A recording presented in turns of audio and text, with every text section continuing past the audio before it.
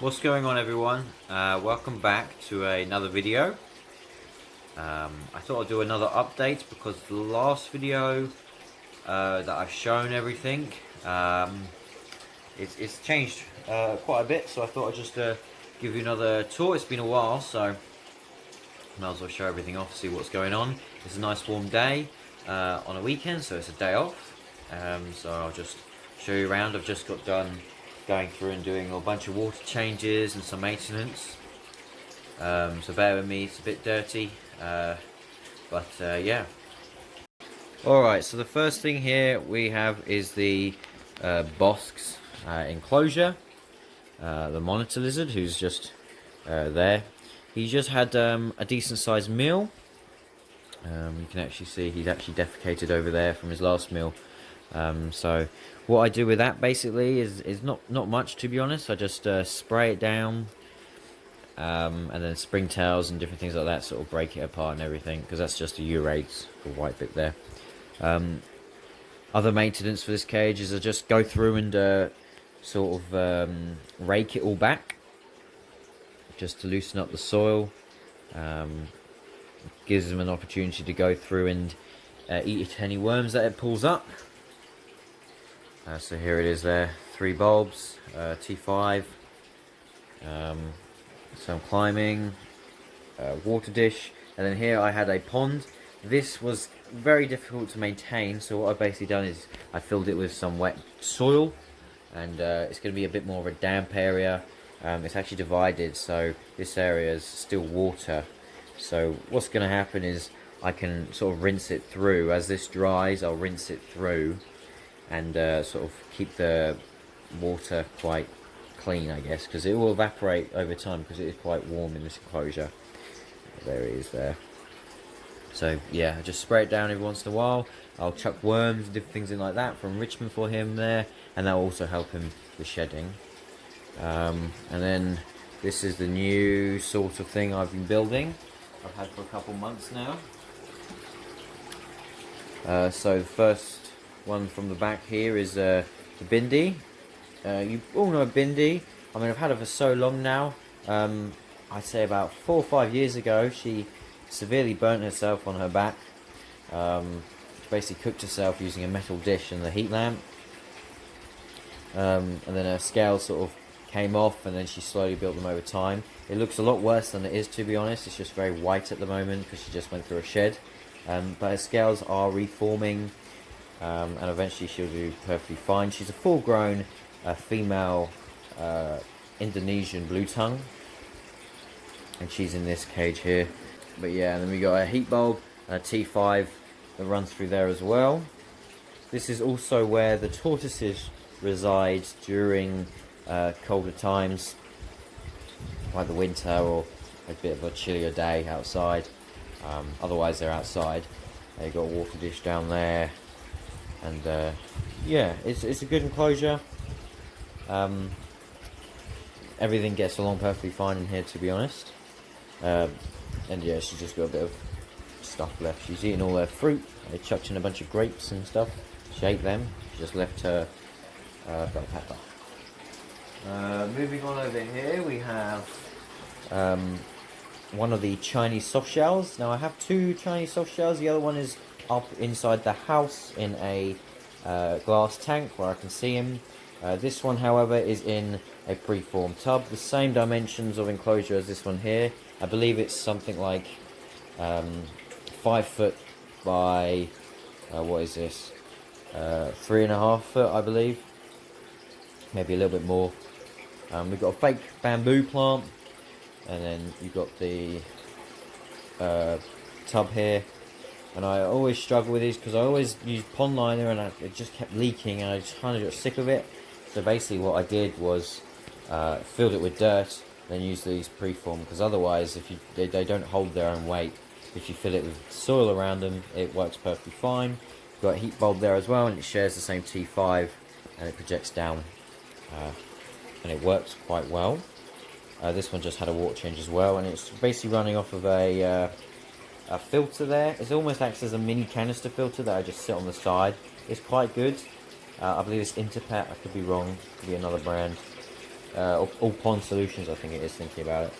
But yeah, loads of soil in there. It's about a foot and a half of soil, possibly. I'm not too sure, but he does come out and bury down. And the main reason why the other one's not in here as well is they do bully each other, and the other one would be spending its time outside a lot more. So I moved him into his own enclosure. But he gets along perfectly fine. You can see him scootering around there.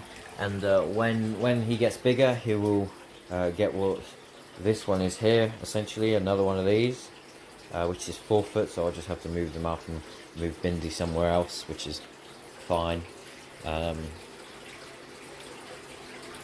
yeah, it's got pond liner on the sides to stop them from climbing, because turtles are very good climbing, and then these things on the corner here as well to sort of avoid climbing those bits. Next thing we have is this one here, and this is a 4 foot by 4 foot. I believe it's about a foot deep, and it's got my 2 musk turtles in it, and also my map turtle when he's not outside, because it's nice and warm at the moment. The bamboo, fake bamboo there as well. And then here, what I have basically got is I've got some pond liner, made a little trough, filled it with soil, and there you go. I've used some insulation foam around the sides. It's sort of this carpet almost stuff that you just lay down, almost what you sleep in when you go camping, and that sort of protects it all, because it is basically a liner. Honestly, this is quite, my favourite method of keeping large bodies of water, to be honest. I mean, it's the cheapest way I've found. I mean, for the amount of water in here, it's a decent amount of literage, and it's fairly cheap. I mean, it's no more than 50 pounds or so for this sort of setup. I think it's around 20 when I got this. They've all gone up in price right now because of the whole COVID thing, and everyone's buying ponds or pools even. So yeah, it works very well. I've seen people use these for goldfish as well. I imagine they'll be really good for them. But yeah, in here we have the 2 musks, and then a map every once in a while. And there's a couple fish kicking around. Can't see anything because I've added some soil in there. That's mainly just for the turtles just to not get too territorial, because there's no dividers. And it's also good for their skin and shell as well, because they can bury through it, and it's healthy for them. We have got a filter in here. It's basically just an internal filter that takes up the water. It goes through into basically a bucket with loads of different exits to it. Creates a bit more oxygen in the water, and it has a larger sponge filter there, which or mechanical filtration, which I rarely change, so it does hold biological media as well in there and there as well. So combined, it does this literage fairly well. It's got a good turnover rate as well. And how I water change that is I literally just take that off, run it out the door, and just let them exit there. Next up, we have the fly river turtle thing. This is a 4 foot from longest end to longest end, and it's completely round. So it's a 4 foot round stock tank, and I believe it's two foot off the ground. It's something like 900 litres or something, so it's not the largest thing, but it will do for the baby at this point in time. It's got quite a heavy stocking of fish as well, and it's run off 2 canister filters, and it's got a heater there as well to keep it at that good temperature. A couple different fruits and things I just chucked in today. So yeah, in here we have the fly river, who's currently hiding. We have a giraffe catfish, a young giraffe catfish sticking his nose out. They will get around 3 feet long, so obviously these fish will be moving into a larger setup when they get larger or start growing. Over there we have an Oscar that I've had for a long time now, I think around a year, a little under a year. He's missing an eye, and I got him when he was about that big, when he missed his eye, was losing his eye, and then, lost his eye, and then he's grown into a decent size. The sizes can be quite deceiving because they are quite far away.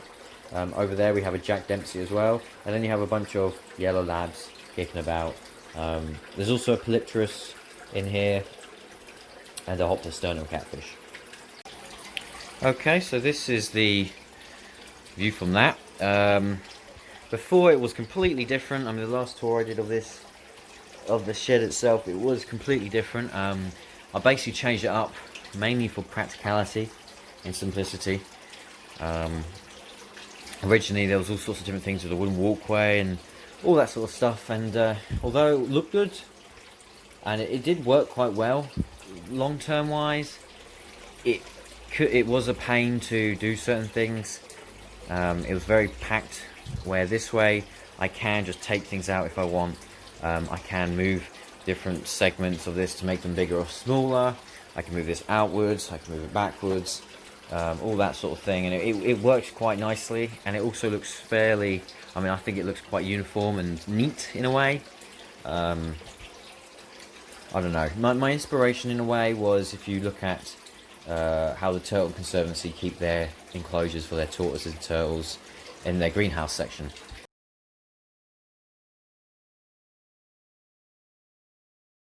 I thought it was a good sort of easy basic way of doing it, and so I basically just copied that on a budget. So it's just wood I had left around from other projects, and I've just put them here. So honestly, this stuff is scrap wood that I just reused. So I'll head outside now and show the outside, and then I will go to the other shed. Alright, so when I was in there doing all that shed stuff, I was actually out here doing a quick water change on this. So it's actually just filling up at the moment. I was just draining it down, because as you can see, it is quite mucky, which is good in a way, but at the same time, I'd want to make sure the water quality isn't horrendous, considering we have turtles in here and they do make things very messy. In here we have a pond pump, runs up to this bucket with some filter media, comes out, backs in. This isn't completely done yet. This sort of area here will be filled with gravel to make sort of more of a biomedia load, so it'll pour down through the gravel and then into the pond. It's around about 3.5 feet, I believe, when I dug it at the lowest point, and it is sloped gradually as we go down. Basically, it means the turtles will be able to overwinter and hibernate and be able to come up during the summer when it gets a bit warmer. In here currently we have 2 yellow belly sliders, a map turtle, and a river cooter. You will be able to see these turtles in my last video. I showed you all the turtles I keep. Floating around is a bunch of romaine and some other stuff. I chucked it in here earlier just for them to eat, and they'll eat that throughout the day and the night. It's quite warm, so they've actually been busy basking. They actually come up here along here and they bask on this bit here. Originally I was going to just cover all the tarp and have it as a natural sort of soil sort of around the entire thing, but then they started basking on it because it gets quite warm in the sun, because it's sort of a black texture. So I just left it because it seems like they enjoy it more, and it does quite well for them. On this side, however, the soil does come up all the way to the front of the pond, and during high rain days, I guess, the water will actually overflow on this part because it goes a little bit higher. The top comes a little bit higher when it hits the wall. So it's almost like a boggy, wet sort of mud, which makes the water quite murky and muddy, which is fine. I don't mind that. Turtles rather a bit dirty and well, not dirty, but harder to see. It's better for them. And you've got some little plants and different weeds and things growing there as well, so they'll come up and nibble on some of that probably as well. It can be quite deceiving, the size of this thing. It is a decent size. It's about 7 foot from one end to the other. Maybe a little bit more, to be honest, maybe 10. It needs a little bit of work, but it's doing its job. It just looks a bit hectic right now because I've just been mixing it all up and everything, doing this water change. Around the pond we have the boundary. It's basically a metal sort of wall that they can't climb over. It's completely secure. It goes all the way around till you hit the fence, and there's 2 layers on the fence. They have the wood, which is slats and everything, and then we have some green plastic sort of chicken wire almost, that stops them from getting through that if there is a hole. And then we go all the way around there, and then it comes down again to the wall, and there's a 2 high wall bit there as well. And then it comes down here, and we got a 2 high bit as well with 2 layers. And then in here we have another pond for them. This is more of a natural pond. This is a more mature pond I've had for a year or so now, maybe longer actually. It's got duckweed and all sorts of different things, so this is a much natural thing, and it's also a little bit colder as well because it doesn't have that water circulation. And all the turtles have all this space to roam securely and safely, and it's slowly filling up. Alright, so I'll let that fill up and we'll go over here. This is the tortoise pen. These are marginata. They are both just going in here now. They had a little bit of a snack. And it's getting later in the day and the sun's slowly setting. But yeah, I've positioned this glass piece here. So in the later parts of the day, the sun hits it and it warms it up. So they bury themselves under this hay there. There's one of them up against here, and it is a significant change in temperature. And it's really good for them. They like it. We've got a water area there. There's actually a apple tree here, a young apple tree. Got some stones and rocks to climb over, which is good for their posture, their hips as well. It's also important. And there you go. So that's their thing. They obviously come in during the night. So they'll be coming in next hour or so. That's yeah, that's their thing there. And this is I believe it's 6 foot by this is 7 foot. And the actual this area here for the turtles is 20 something foot. It's 22, 23 foot by, I believe it's another 20 foot to the wall. So it's 20 by 20 essentially, with 2 ponds there. Yeah. Okay, and we'll go to the last shed and I'll show you around that one. Okay, so we are in the final shed. This was the original shed that I had, and the majority of animals in here were moved out to the other shed, and we've only got a few in here now. Only 3 or 4 even, 4 reptiles. We'll start on the left. This is fairly new. This is something I had needed to get done for a while, so I got it done fairly quickly.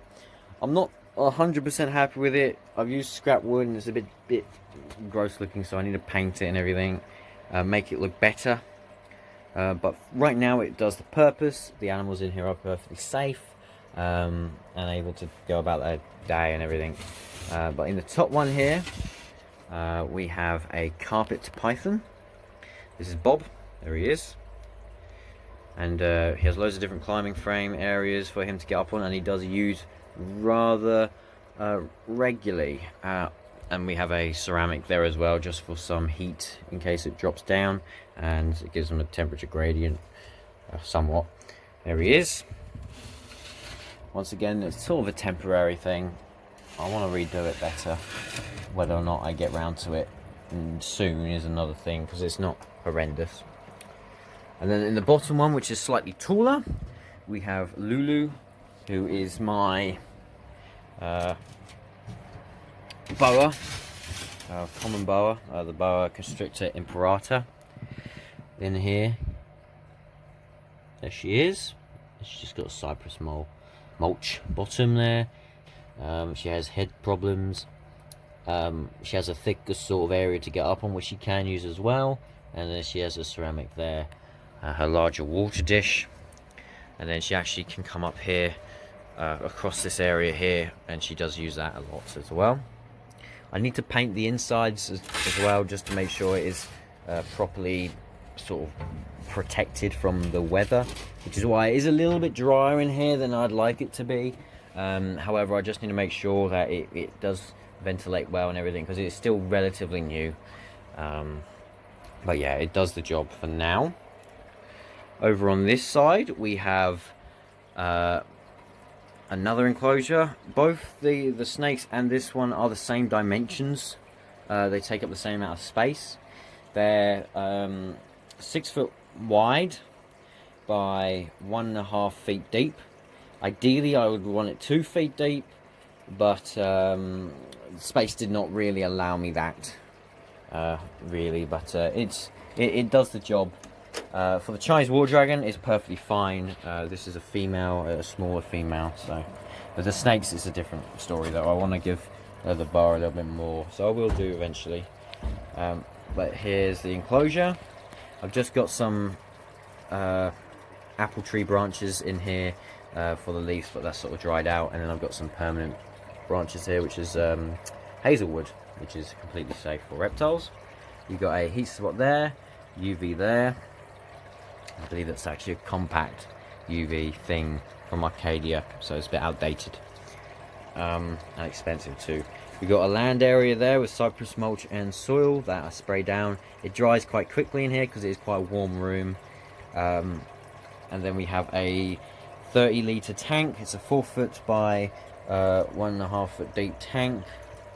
And there's Charlie there, the Chinese water dragon. We have a filter for the tank, and then we have a bunch of fish in here as well. Down in the fish tank bit of Charlie's enclosure, we have a bunch of different fish. It's a bit murky at the moment because I did do a water change, so it's sort of stirred up all the bottom. But that will clear in the next day. Fish wise, it's very oddball random fish that needed homes, whether or not that's permanent or not, they'll be moved on to different places if I find places to put them. But right now they all get along perfectly fine. So in here we have a bunch of scissortail rasbora. We also have some minnows kicking about, sort of guppies. They're the female silver guppies, very inbred looking things. Bristlenose plex, they have bred before in here. We also have a rusty pleco in here, who I've had for a long time now. And we also have 2 Cynodontis species in here as well. But yeah, so that's them. And then the final thing in here is the one I've done video on before. This is the Tagu enclosure. So we've got sliding glass pieces here. There he is, just there. He recently just had a bowl of fruit, vegetables, and some Arcadia Omni Gold, which he's a bit meh about. He does eat it, but he's a bit like, I'd rather get a chick or something like that. A pre-built pond sort of thing, pre-formed pond, that I empty out completely once a week and fill it back up. He does actually sit in it and wallow in it. I've got some duckweed in there as well. Got a fake plant, and I've recently added 2 live bamboo plants. Whether or not they're going to survive is another question though. He is quite a monster when it comes to everything in his enclosure, and yeah, he does like to tear things down. But yeah, so that's him there. Once again, this is a 10 foot by 6 foot enclosure, and if you want to learn more about this enclosure, I do have a video on the channel a couple videos ago about him and this enclosure, and he's getting very big now, so yeah. Alright, so I'll leave it here. I hope you did find this interesting. It's been a bit mellow. I'm getting a bit warm and tired out. So yeah, I hope you stay safe during this time, and